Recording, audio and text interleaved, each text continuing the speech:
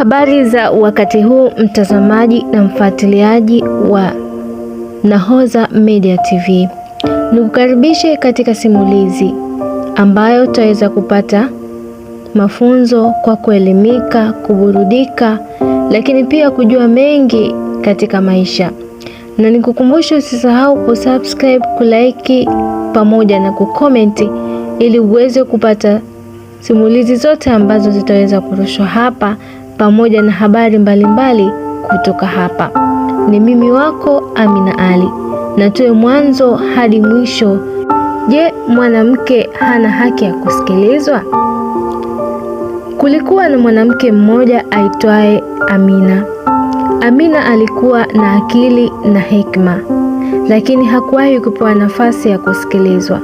Ndani ya familia yake, kila alipoongea alikatizwa, kila alipotoa ushauri alipuuzwa, na kila alipolalamika aliambiwa anyamaze.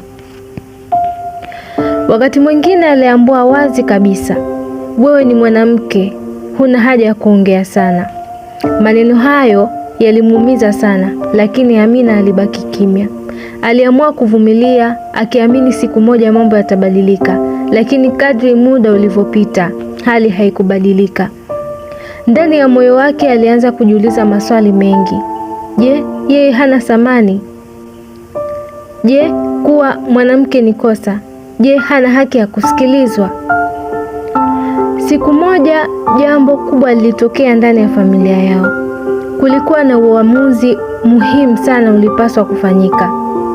Amina alijaribu kutoa ushauri wake, lakini kama kawaida hakuna aliyemsikiliza. Waliendelea na maamuzi yao bila kumjali. Baada ya muda mfupi, matatizo makubwa yakaanza kujitokeza. Kila kitu kilianza kuharibika pole pole. Ndipo alipoanza kukumbuka maneno ya Amina, lakini ilikuwa tayari imechelewa. Na hapo ndipo Amina aliamua kufanya uamuzi mzito. Ambao uliwashangaza wote. Je, Amina aliamua nini? Je, ataendelea kuvumilia ama ataondoka?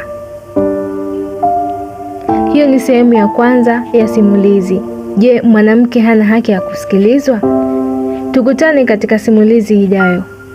Lakini usisahau kulike, kukomenti pamoja na kusubscribe. Usikose sehemu ya pili. Kwaheri.